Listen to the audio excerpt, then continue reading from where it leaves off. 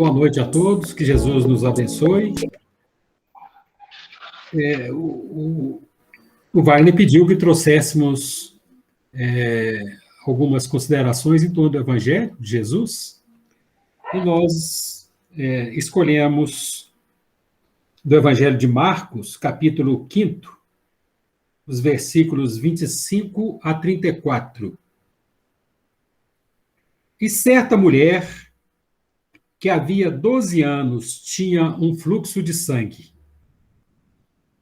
e que havia padecido muito com muitos médicos, e despendido tudo quanto tinha, nada lhe aproveitando isso, antes indo a pior. Ouvindo falar de Jesus, veio por detrás, entre a multidão, e tocou no seu vestido. Porque dizia: se tão somente tocar nos seus vestidos, sararei. E logo se lhe secou a fonte de seu sangue, e sentiu no seu corpo estar já curada daquele mal. E logo Jesus, conhecendo que a virtude de si mesmo saíra, voltou-se para a multidão e disse: quem tocou nos meus vestidos? E disseram-lhes os seus discípulos: vês que a multidão te aperta e dizes: quem me tocou? Ele olhava em redor para ver a que isto fizera. Então a mulher, que sabia o que lhe tinha acontecido, temendo e tremendo, aproximou-se e prostou-se diante dele e disse-lhe toda a verdade. E ele lhe disse: filha, a tua fé te salvou. Vai em paz e ser curada deste teu mal. Essa passagem está em Marcos, no capítulo 5, versículos 25 a 34. Pois é, então, é uma alegria nós estarmos com vocês novamente, nessa que parece ser a última reunião virtual, a não ser que o Wagner continue fazendo, né, a reunião híbrida, né, Wagner, presencial e virtual, mas talvez seja a última. Muito obrigado pela oportunidade. E nós estamos trazendo esse texto evangélico, falando de uma das curas de Jesus, e nós vamos refletir um pouquinho hoje sobre saúde e enfermidade, né? Então, a pergunta que nós estamos nos fazendo é a seguinte: e a pandemia? Chegou ao final? Hoje eu saí com meu neto, levei para o médico, depois tive que passar no centro da cidade. Para a maioria, parece que já chegou ao final mesmo, né? Então, muita gente, muito trânsito, muita gente sem máscara, né? Aglomeração. Então, chegou o fim da pandemia? E aí nós nos perguntamos, cumpriu a pandemia a sua finalidade? No princípio, né, quando ela chegou, 1 ano e meio atrás, né, nós ouvimos muitas versões de qual seria a finalidade da pandemia, né, para o nosso progresso, para o nosso desenvolvimento, para o nosso crescimento espiritual, né? Então, a pergunta é essa: cumpriu a pandemia a sua finalidade?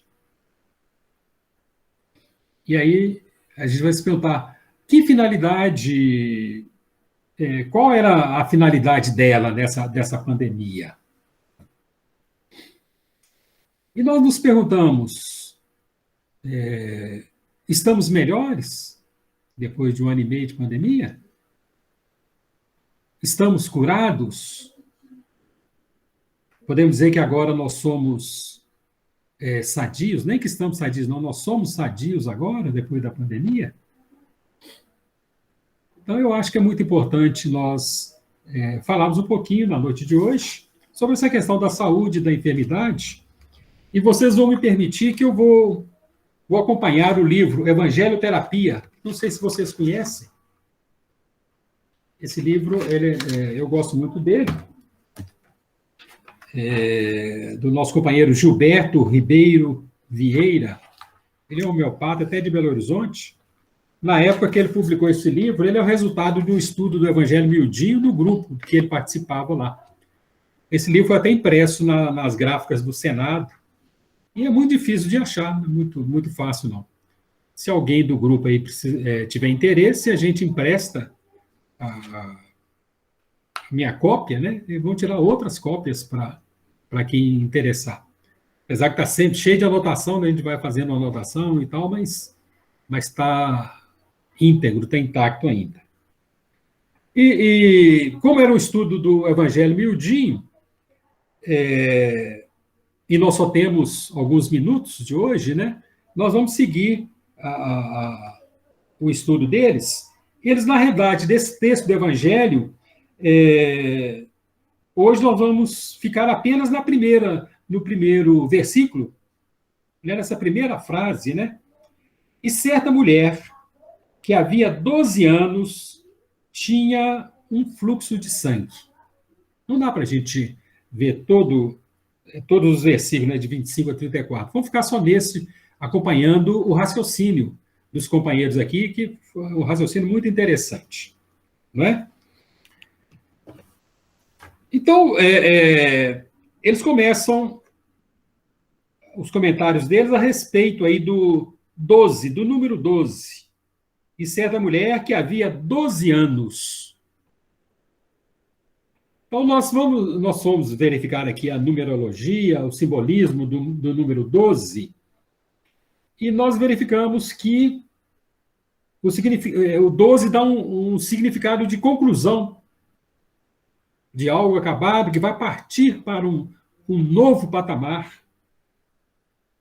Então, essa ideia de conclusão. E nós vamos ver esse número aparecendo muito na Bíblia, nas religiões, e dentro de várias doutrinas. Então, nós anotamos aqui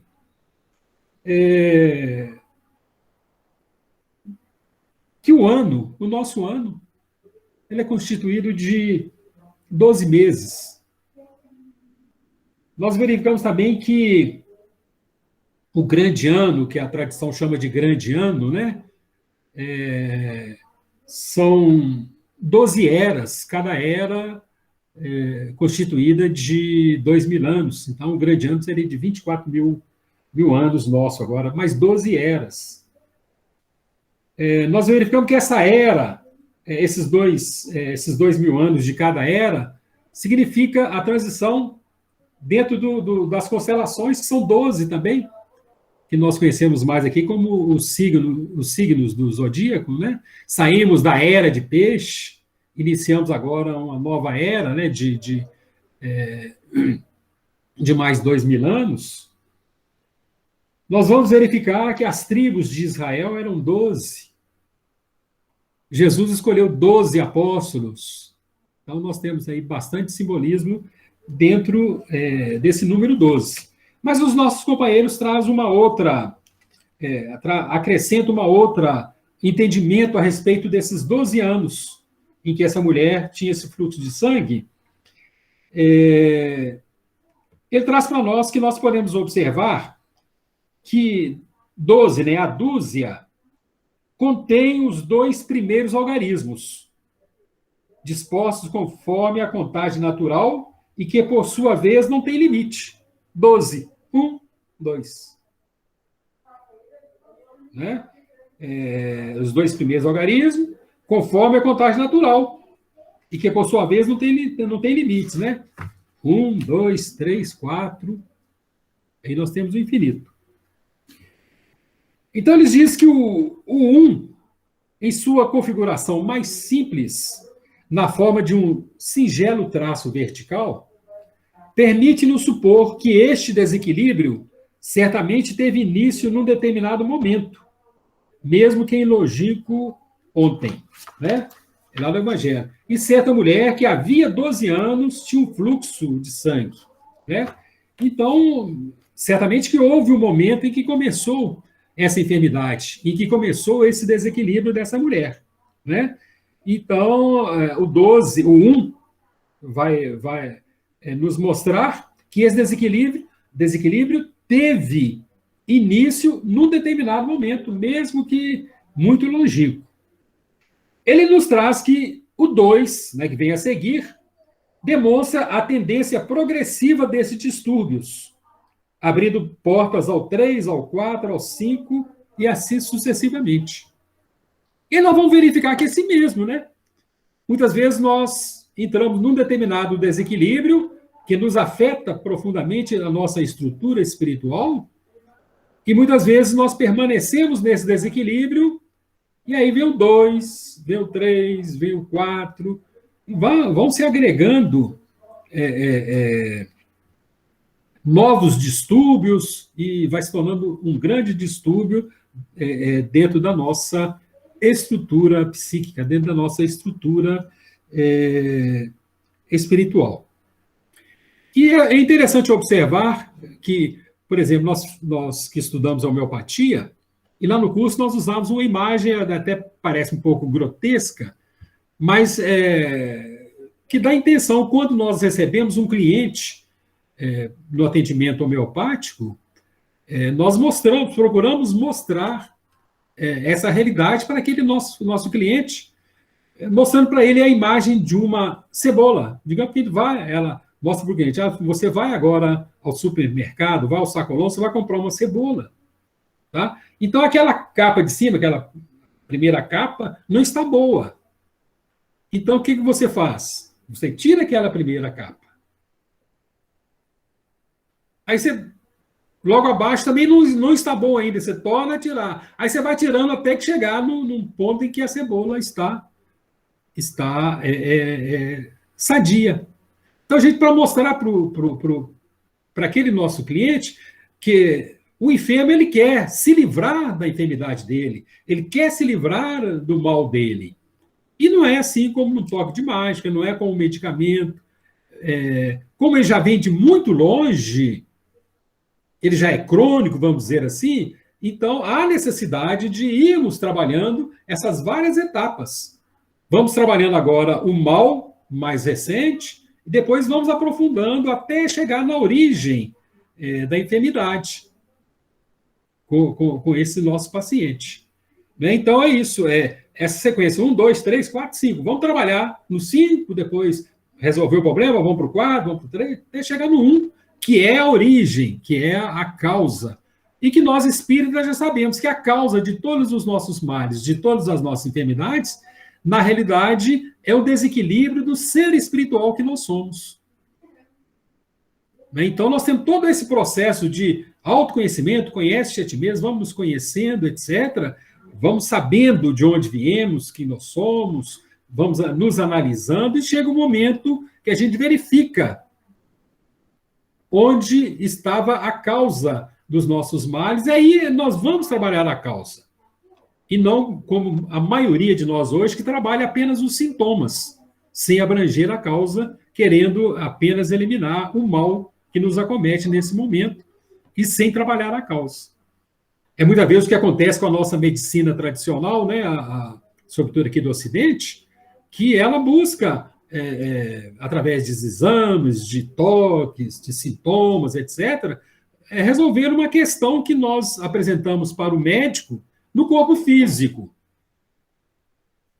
E não vai resolver porque, nós sendo espíritos e sendo as enfermidades um desequilíbrio do ser espiritual, nós só vamos resolver quando nós eliminarmos a causa daquele mal que nos aflige. Dentro da casa espírita, nós procuramos dizer isso também, na medida que muitas vezes o companheiro chega à nossa casa espírita, chega na busca do tratamento espiritual, querendo também se livrar do mal, né? Livra-nos do mal, Senhor, né? Então, a gente mostra para eles que nós temos recursos que vão auxiliá-lo na busca da cura integral dele. Nós mostramos para ele que ele precisa, não é função da casa espírita, mas ele precisa buscar a medicina convencional, a medicina tradicional, para que ela, através dos seus recursos, dos seus medicamentos, promova o equilíbrio energético do seu corpo físico. Nós mostramos para esse companheiro que chegou à casa espírita que nós temos a fluidoterapia, o passe, a água fluidificada, tá, que vai promover o reequilíbrio das energias perispirituais daquele companheiro.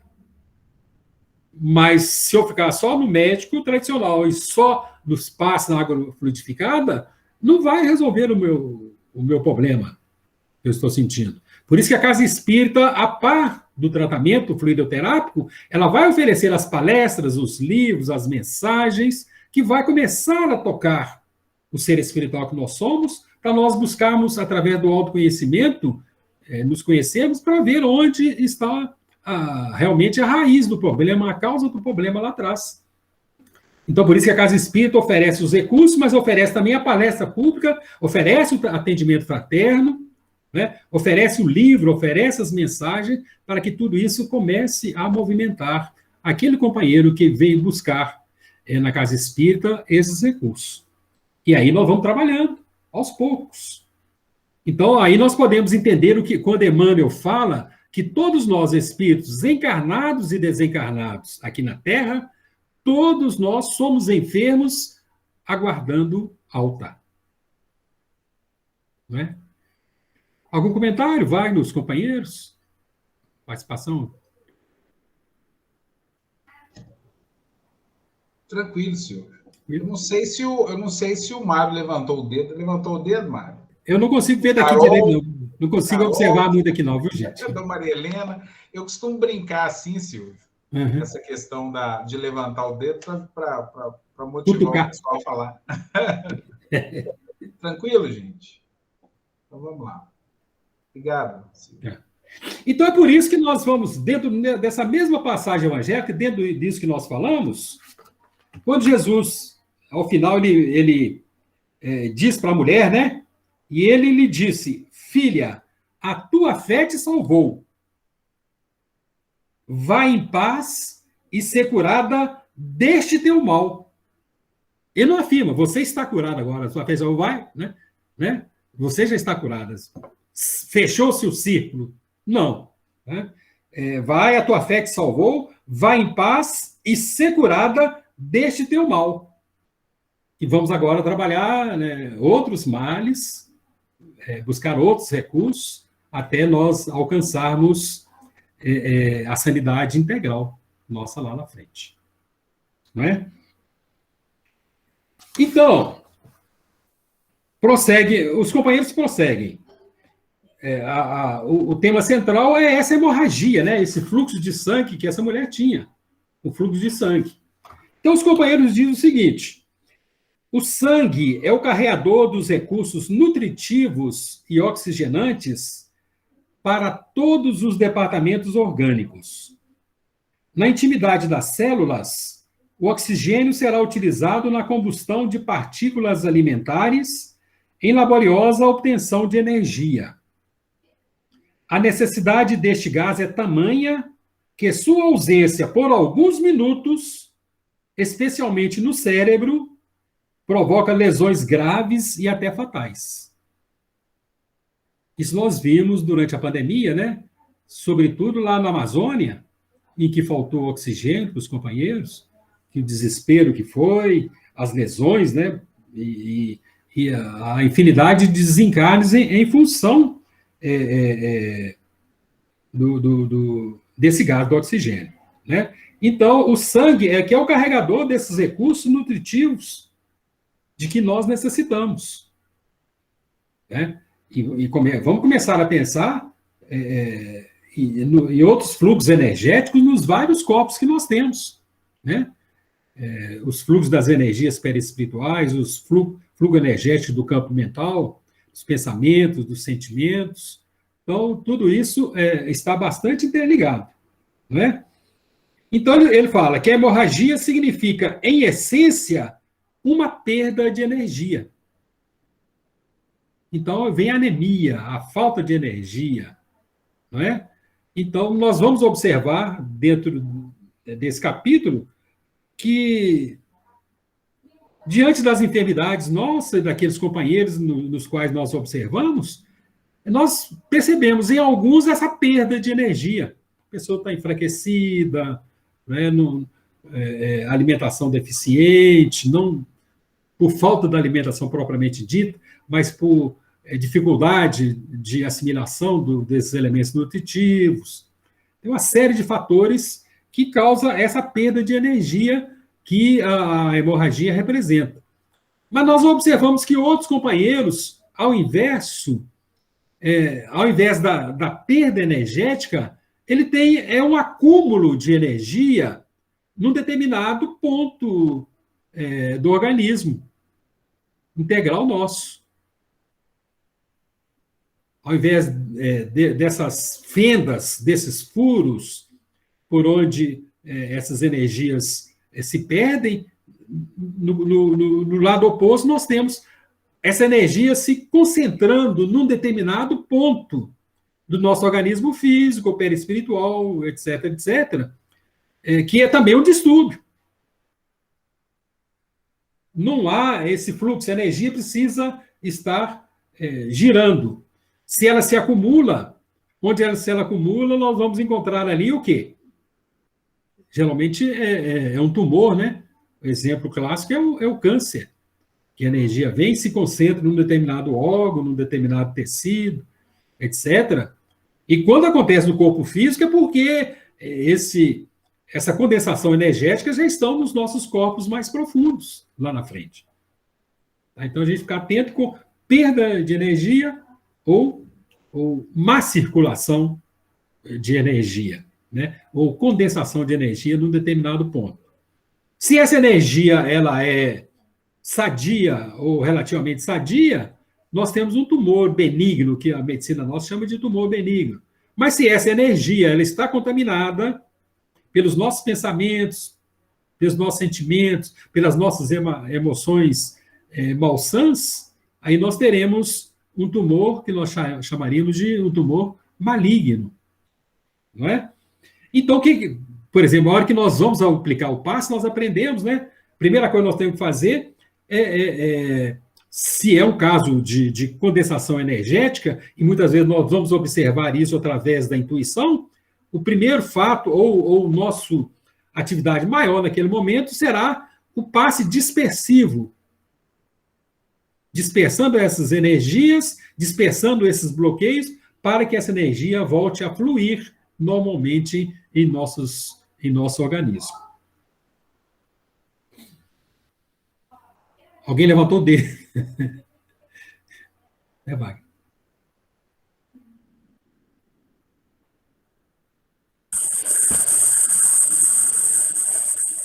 Silvio.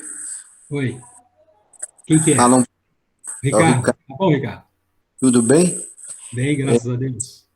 Você está falando aí das doenças, né? E eu peguei agora, mas a gente observa bem que o Espiritismo, como que ele tem um trabalho nessa condição, né? Da pessoa chegar na casa espírita, ter todos os recursos assim espirituais, do passe, dos estudos, e o mais importante, eu não sei se está dentro aí que eu peguei agora, mas o mais importante é a condição que o Espiritismo dá para essa pessoa dele mesmo se autoavaliar e conseguir dar andamento nessa cura ou nessa melhora, né? Tirando passe, tirando água fluidificada, e os estudos vêm mostrando que ele é capaz dele mesmo fazer esse tratamento através da sua reforma, né? E aí é que ele vai entender que a água fluidificada, os estudos, o passe é só um complemento, né? Dentro daquela vida orgânica que ele mesmo sabe aonde ele tem que, os pontos que ele tem que melhorar. Porque tem pontos dentro da gente, do nosso dia a dia, que atrai, que faz com que a doença apareça, né? Mal-estar, dor de cabeça, câncer, câncer de pele, o que a gente vê muito aí através do estado emocional da pessoa. Não é só o sol que provoca, também vem atraindo esse câncer de pele que que faz com que as células se desequilibram, né, através do nosso egoísmo, do nosso orgulho. E a gente vê que o Espiritismo ele não faz esse trabalho milagroso, igual todas as religiões fazem. Ele vai conscientizar a pessoa para que ele mesmo consiga fazer essa melhora através dos estudos, através das palestras, dos livros, né? Então, assim, um trabalho bonito que tem o Espiritismo dentro dessa causa aí das doenças, né? É isso mesmo, Ricardo. É por isso que nós temos que tomar muito cuidado, porque muita gente entusiasmado, né, com a doutrina, com os resultados, com as bênçãos que nós já obtivemos e continuamos obtendo dentro da casa espírita, dentro do espiritismo. Muita gente fala, vamos lá, vou te levar lá, porque você vai ser curada. Falando com a pessoa, né? Você vai ser curado lá com a gente. E que isso não cabe, não compete a nós, a cura. Tá? O adoecimento é uma atividade individual de cada um de nós. Tá? E a cura também é uma atividade individual de cada um de nós. Isso mesmo. E se nós pudéssemos, né? Jesus não curou a todos, né? Então, curou aqueles que estavam já em condição de obter a cura de um determinado mal ou a cura integral. E dentro disso você colocou também, nós refletimos aqui agora, tá? Muitas vezes nós estamos até satisfeitos, né, Wagner? Vamos voltando agora, porque já tomei as 2 doses, já tomei a 3ª dose da vacina, etc. Mas nós não podemos esquecer que o mais importante para cada um de nós, sempre, mas sobretudo nesse momento pandêmico, é ter o nosso sistema imune, o nosso sistema imunológico fortalecido. Porque é o sistema imune que vai impedir a ação do vírus, das bactérias, dos dermes, de tudo isso aí. Então, o principal nosso é manter o sistema imune. E como é que nós mantemos o sistema imune em equilíbrio? É através do corpo mental, no pensamento, no sentimento, nas emoções equilibradas, e no campo espiritual, através da prece, desse intercâmbio, desse contato nosso com o mais alto, com Jesus, com Deus. É isso que vai manter o nosso sistema de defesa fortalecido, impedindo que o vírus ou as bactérias façam todo esse trabalho, né? Então, realmente, imagina quando a doutrina espírita for uma doutrina de maior abrangência, estiver alcançando a maioria dos espíritos, entendeu? Vamos imaginar como que vai haver uma melhora substancial, não só no campo da medicina, no campo da saúde, na erradicação das doenças, mas no equilíbrio do planeta, do equilíbrio da natureza, nas questões sociais, nas questões legais, nas questões políticas, que tudo o Espiritismo vem atuando em todas as áreas de atuação humana, né? Mas, sobretudo, no campo da saúde. Obrigado pela participação, Ricardo. Muito bom a conclusão. Eu que agradeço muito. Então, os companheiros prosseguem. Não, alguém chamou atenção, mas não. Ô, Silvio. Oi. É só fazer uma consideração aqui. Eu estou lembrando de uma fala do Divaldo Pereira Franco, numa das conferências que ele fez, e ele fez uma consideração, inclusive, que está em alguns livros, Primícias do Reino, tem algumas obras que vão falar desse processo de cura, ou de restituição orgânica que Jesus fez em alguns momentos, né? E ele trouxe o seguinte, que 100% das pessoas que Jesus, a princípio, curou, tiveram restituição total orgânica, mas nem todas permaneceram curadas. Então, isso vem reforçar o que você está colocando, né? Jesus, quando ele fez a cura dos paralíticos, dos 10 paralíticos, que nós vamos ver lá em Lucas, me parece que 17, ele basicamente, ele restitui organicamente. Ele tinha essa capacidade fluídica, orgânica. Então, quando ele falava que ele restituía a visão, os olhos eram quase que rematerializados novamente. Então, era algo muito espantoso. As pessoas viam aquilo como algo muito espantoso. Mas muitos daqueles companheiros, aquilo que você estava falando a respeito da casca da cebola, né? Não preocupados com a causa daquele mal, daí a pouco retomavam aquele mesmo problema. E Jesus, e o Divaldo, ele faz esse comentário, não é que Jesus ficava frustrado, né? Porque Jesus não ia ficar frustrado. Mas ele tinha consciência disso, que ele precisava cumprir, mas ele sempre deixava muito claro, né? A tua fé te curou. Porque realmente a cura é algo individual. Ele poderia fazer a restituição orgânica, deixar ali, ele retomava a condição. Inclusive, alguns relatos que nós temos dentro das obras, que havia uma transformação molecular das estruturas, a ponto de um indivíduo que não tinha condição, ele voltava a andar. Agora, se ele ia continuar naquela situação, aí muitos retornaram. Então, é algo assim para a gente refletir muito, né, Silvio? É isso mesmo.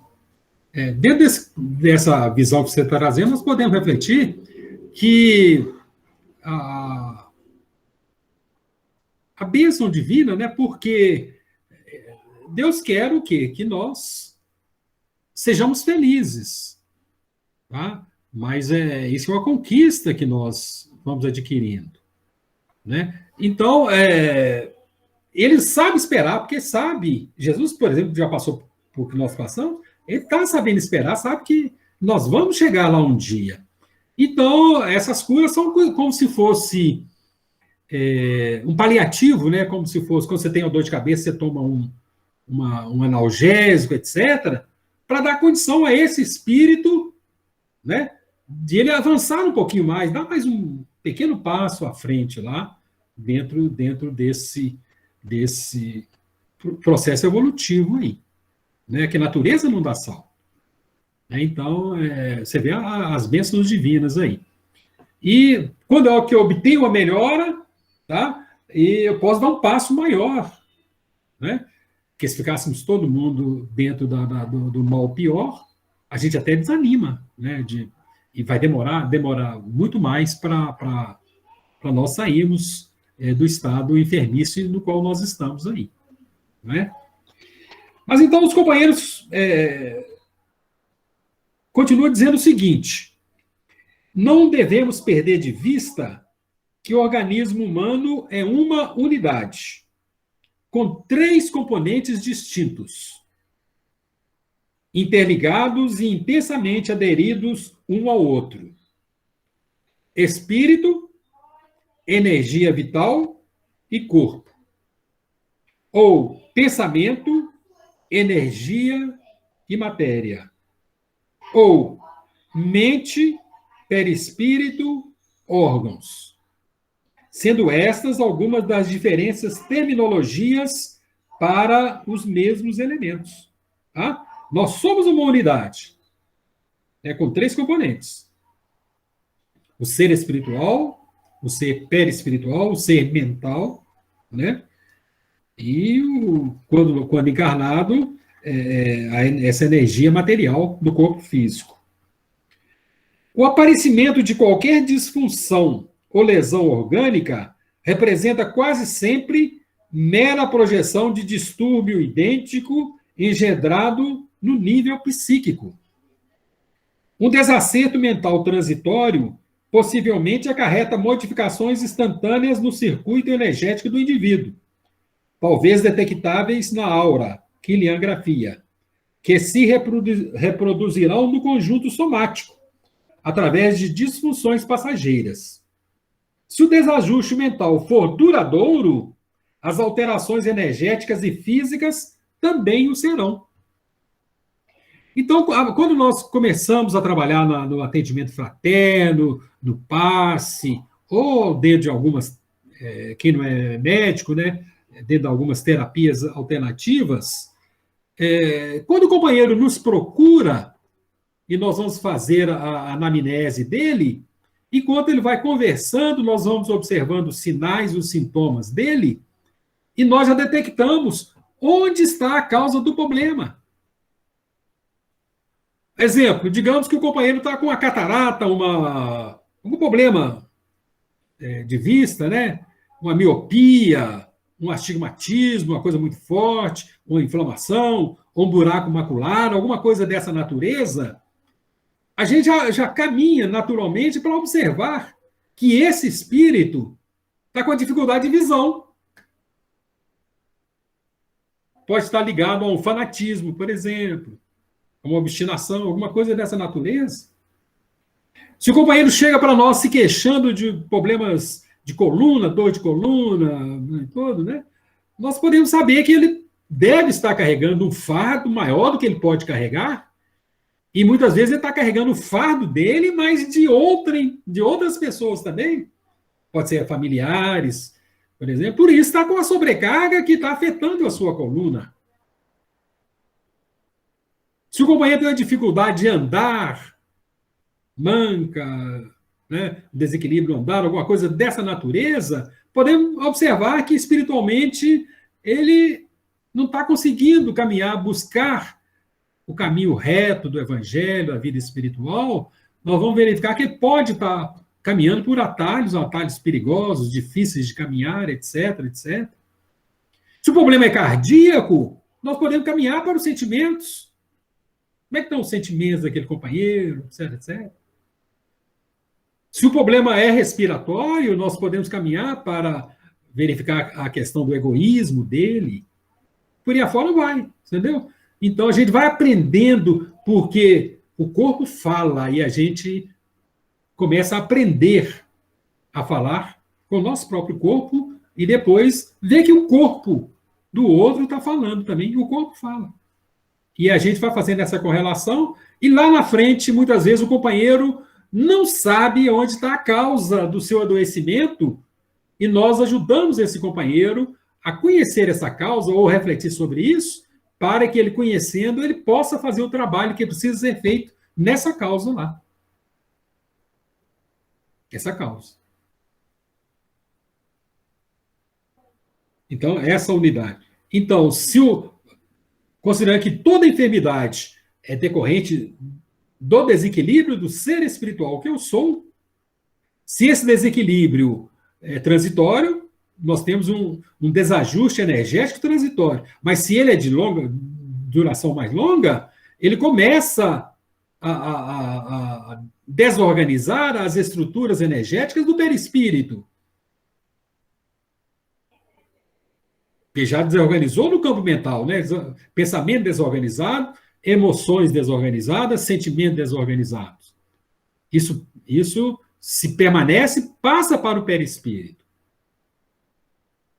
E se continua essa desorganização, ela vai se refletir no corpo físico. Quando manifesta no corpo físico, nós começamos a despertar. Vamos buscar o recurso de uma clínica, de um hospital, de um médico, de um curandeiro, do centro espírita, etc., para resolver o problema. Eu estou querendo resolver o problema do corpo físico, mas a causa não está no corpo físico. Então, eu busco os recursos para o corpo físico, mas depois eu tenho que buscar os recursos perispirituais, a fluidoterapia, no caso nós do espiritismo, tá? Mas eu preciso do evangelho, a evangelioterapia, porque através do estudo do evangelho, a introspecção do evangelho, eu começo a entender a fala de Jesus e começo a incorporar na minha conduta diária os ensinamentos de Jesus, né? Então, é a partir daí que eu começo a atingir a causa do adoecimento e começo o meu melhoramento, tá? Entendeu? Então, é tudo uma sequência, tá? O mal começa lá no sentido de dentro para fora, e a cura, normalmente, é de fora para dentro. O ser espiritual adoece o corpo mental, adoece o perispírito, adoece o corpo físico.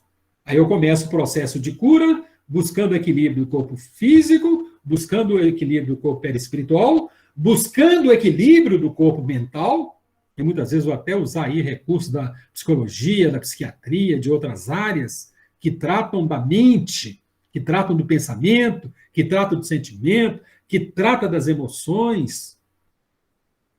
E aí eu caminho para o patamar final, que é o ser espiritual que eu sou. Eu vou buscar não aí uma religião, porque a religião pode, mas dificilmente resolve meu questionamento. Mas eu vou buscar a minha espiritualização, entendendo que eu sou espírito e que devo viver como espírito.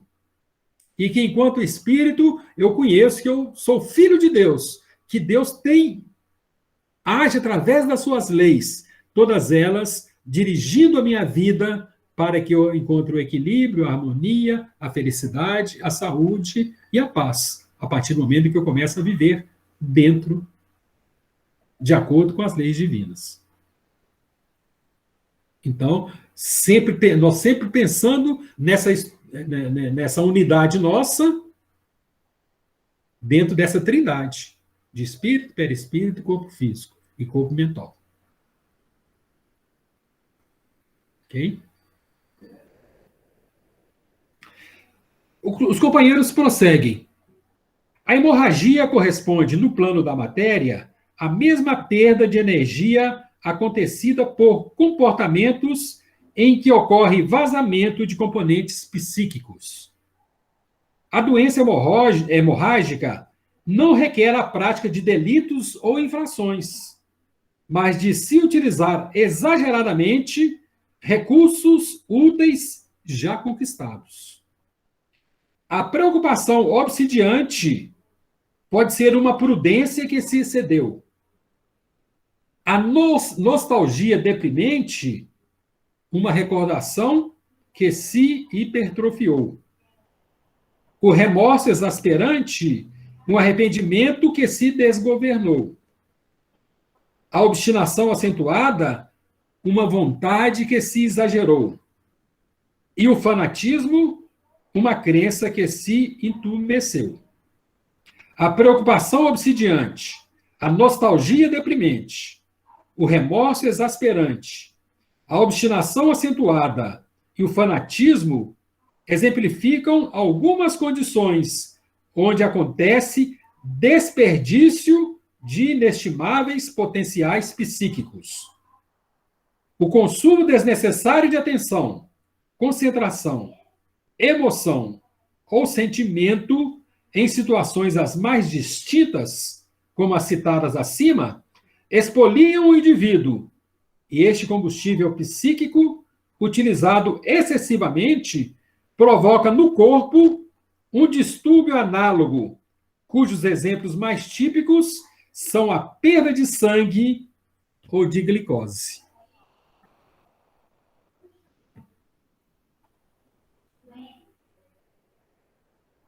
Então, vemos tantos autores falando, né?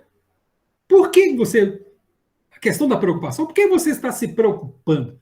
Ocupando antes, exageradamente. Você está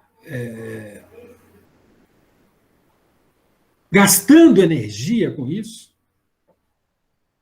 Perda energética? Por que eu tenho que preocupar? Uma coisa vai ligando com a outra, né? Muitas vezes a minha preocupação está ligada à fragilidade da minha fé. Eu não compreendo ainda que eu sou filho de Deus, que Deus é a providência divina, que tudo de que eu necessito virá com certeza para mim. A nostalgia deprimente é essa visão escura, cinzenta da vida, essa tristeza permanente que nós temos. É muito diferente de nós vivermos com alegria, apesar de ter um sorriso nos lábios, né? Saber que amanhã o sol vai nascer novamente, depois da noite vem um amanhecer lindo, que não há mal que sempre dure, que tudo passa, que eu preciso viver o presente, que não adianta, o que eu vou ficar vivendo o passado? Já passou. Como também não adianta eu ficar vivendo o futuro, que não chegou e talvez não venha do jeito que eu pense.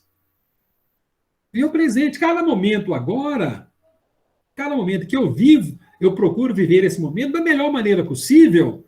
E com isso eu estou fazendo as correções do ontem e fazendo uma plantação melhor para o amanhã que está chegando. Então, essa nostalgia, nostalgia deprimente, né? O remorso exasperante, todos nós erramos, mas eu tenho que ter essa visão de que nós somos espíritos que estamos naquela fase do processo de aprendizado erro-acerto, erro-acerto. O erro faz parte do aluno, nós somos alunos, nós somos aprendizes. Se eu errei, eu tenho que procurar corrigir o erro e tirar a lição dali e não errar mais. Mas não adianta eu ficar, né, como ele disse aqui, ó, chorando sobre leite derramado. E vem outras situações que há essa perda toda, em função disso nós falamos, vem a ausência do perdão, vem a ausência do amor, vem a perda do tempo precioso que nós temos para viver. Né? Então, eu tenho que lidar com as minhas energias. Tá? Saber captar essas energias, utilizá-las de acordo e não fazer esse desperdício. Não perder. Que, aliás, até a alimentação, que nós temos a alimentação nossa para contribuir com essa nosso campo energético, muitas vezes a minha alimentação é fator de desequilíbrio energético. Ou eu alimento muito, ou eu alimento pouco, ou eu alimento inadequadamente. Eu perco energia demais no consumo exagerado, sem controle de medicamentos, muitas vezes até sem acompanhamento médico.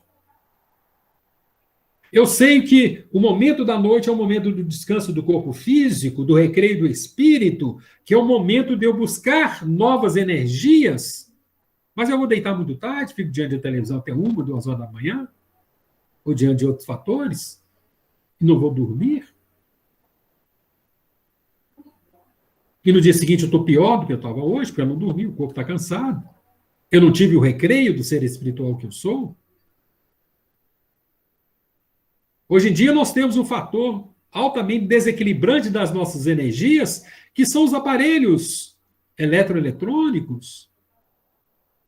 No meu quarto de dormir eu tenho televisão, eu tenho celular, eu tenho som, eu tenho várias e várias tomadas, etc, etc. Tudo isso trabalhando para esse desequilíbrio energético que eu tenho. Eu acho que eu tenho que fazer exercício físico, e tenho que fazer mesmo, né? Mas eu exagero. Eu quero, vou começar a caminhar amanhã, eu vou começar dando uma volta na represa da Pampulha de 20 quilômetros. Não é bem por aí.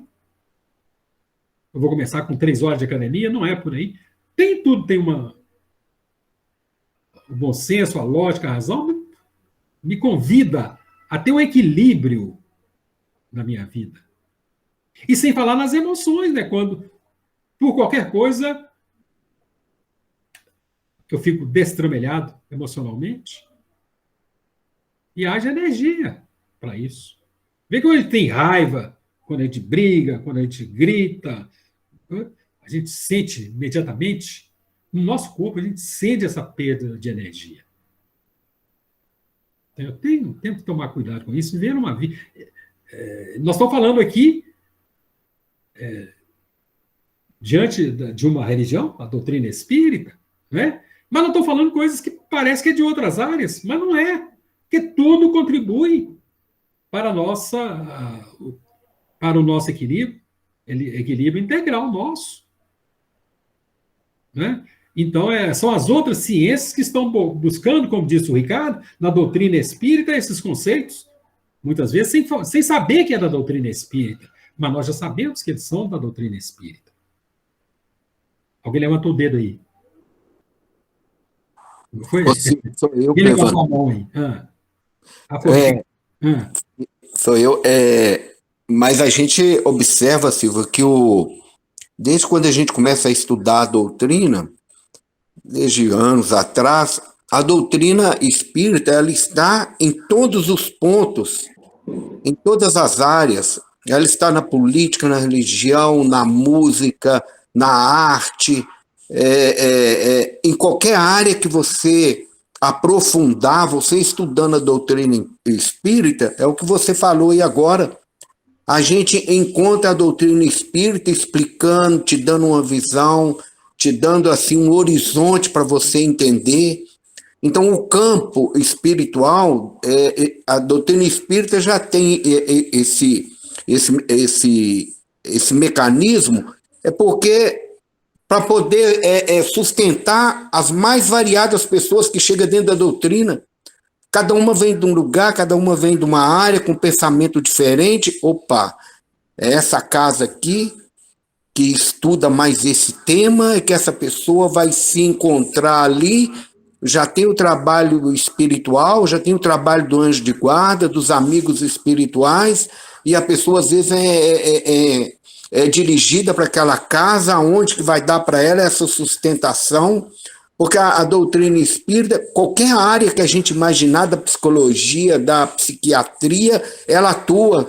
Se a gente for ver os livros lá hoje o Odilon falando do médium lá do doutor Inácio, né? A psiquiatria dele, mesmo olhando ele fora da doutrina espírita, com ele como psiquiatra, como que ele já fazia o trabalho espiritual, né?